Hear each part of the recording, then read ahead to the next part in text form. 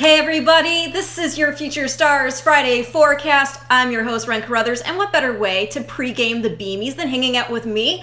I decided to get a little fancy for tonight because of the Beamy Awards, but more importantly, I have a very special guest on the line, and that is trainer Eddie Kenneally, who has your favorite in the Lecomte tomorrow, and I'm, of course, talking about Scabbard. How are you doing, Eddie? We're doing really well. Thanks for having me. Well, thank you for being my guest.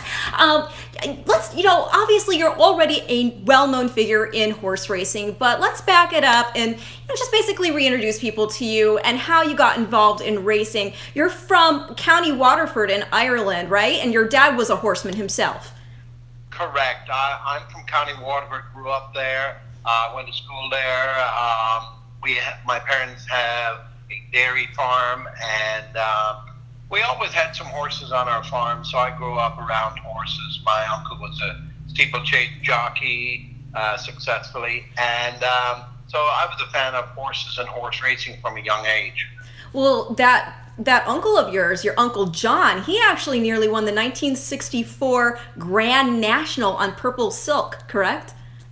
That's correct, and he won a lot of major races in Ireland and England over the jumps in the 60s, and so I suppose there's horses and horse racing in our heritage. Well, you gotta love that.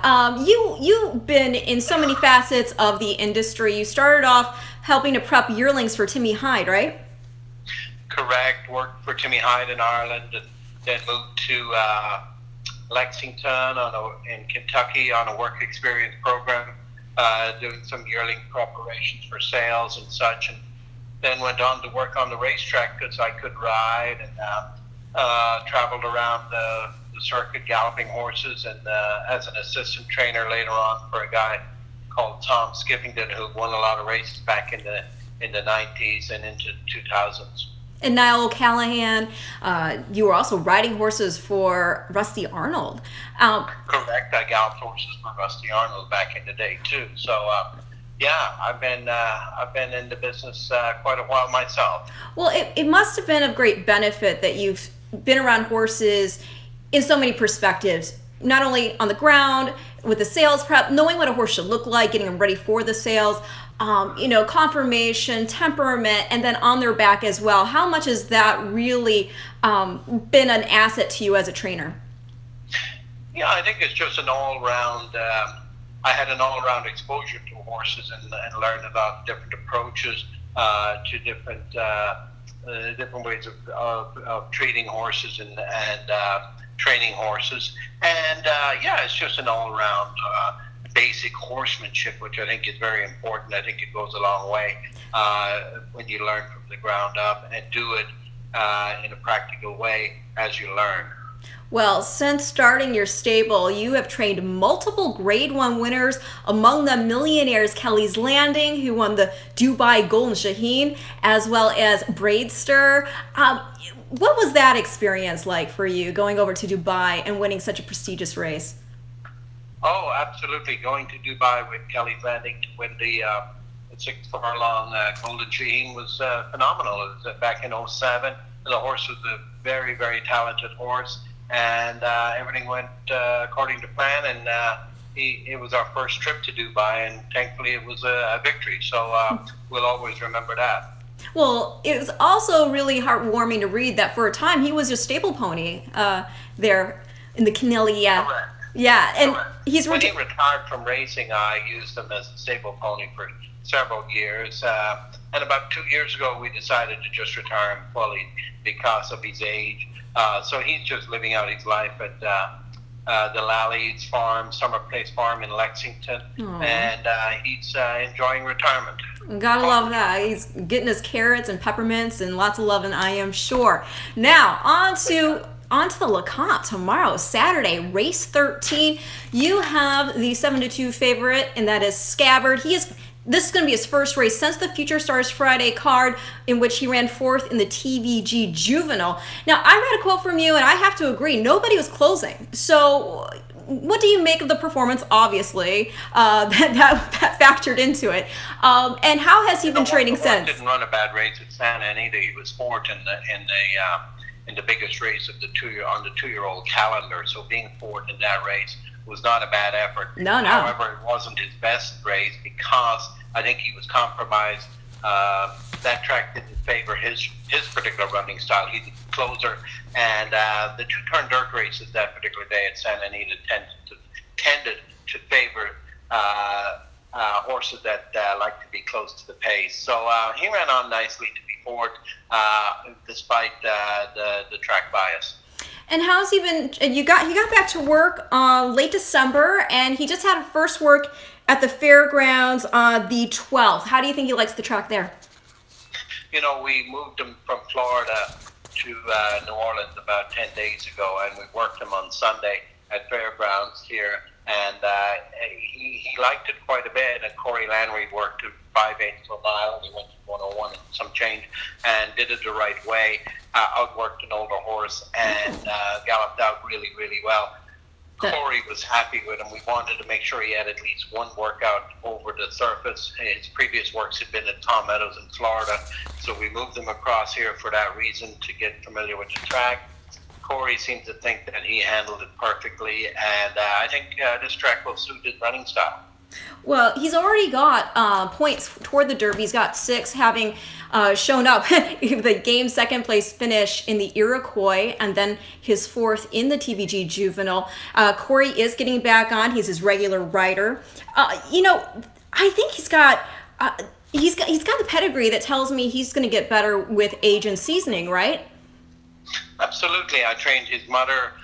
She won first out. She was precocious. This horse won first out. But I do believe that this horse pedigree suggests more of a horse that's going to continue to get better with seasoning.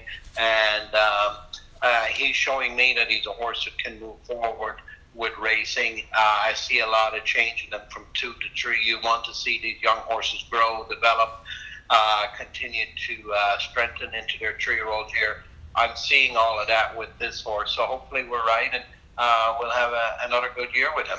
Well, that's fabulous. More Than Ready himself, I believe, was 4th in the Kentucky Derby. And then on the bottom side, I thought it was interesting. I was reading his, they have, bios up for the different horses that are pointed toward the Kentucky Derby on the Derby website. One of the things they said is, based upon, More Than Ready on top, out of a Gone Westmere, maybe a mile is going to be his best distance, but I have to think that he's going to be able to go a distance, because if you look at that pedigree, he is got, as his grandmother is by Seattle Slew, his 3rd dam is by Aladar, his 4th dam is by Nijinsky. That is all stamina.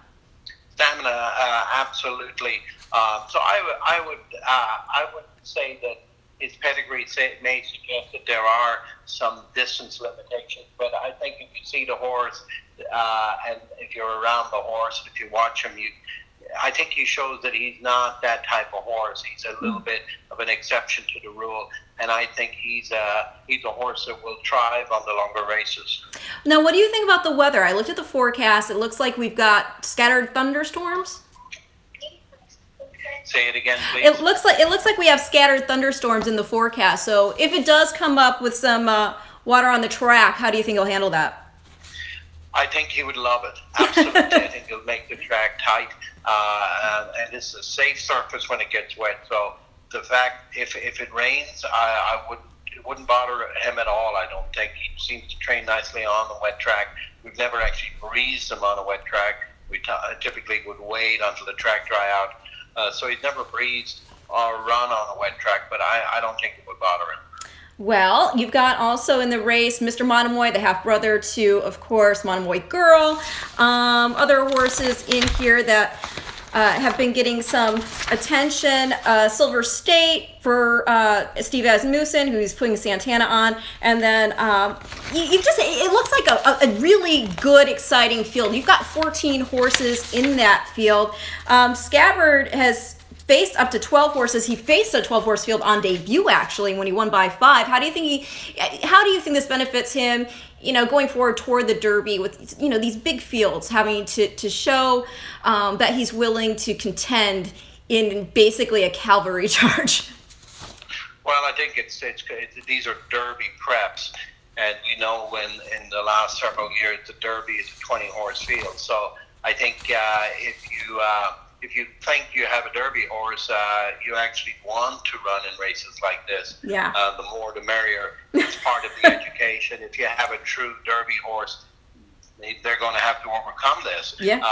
And if that's an issue, well, then maybe you don't have a Derby horse. So I think it's a good thing that we're running in a full field, and it'll help everybody understand what they really have going forward. Right on. And for those watching at home, the Lecomte this year is actually going to be run at 1 mile and a 16th. So that is the rundown about that race with Scabbard. Again, your 7-2 morning line favorite, but that's not the only horse you have on the card. Earlier in race 9, you have Not a Prada Price running in the Marie G. Krantz Memorial. That's on the turf. We'll see what happens in terms of the weather again. But obviously she does not mind it coming off, because she is coming off a pretty nice 6.5 length wire-to-wire score in the Blushing KD Stakes. What can you tell us about Not a Prada Price and how she's gearing up for this go? She's doing really well. We're watching the weather. We're actually going to scratch if the race stays on the grass. Oh, okay. Run her possibly next weekend in Oklahoma or in Houston. So she will only run if that race is run on the main track. There's rain in the forecast, so we're playing it by ear. I think she moves up big time when those turf races go to the main track, and she showed that last time when she won the stake here in the Blushing KD. So she's coming out if it stays on turf. If the races go on dirt,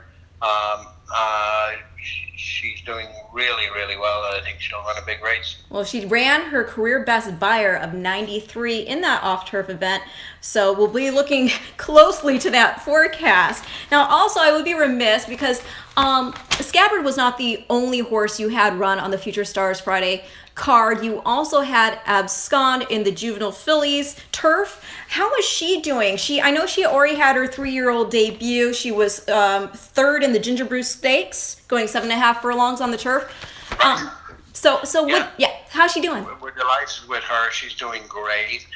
She didn't have a great trip in the Ginger Brew. Was beaten 3/4 of a length. Stumbled a little bit after the break and found herself a little bit further back than she normally is. But she was brave.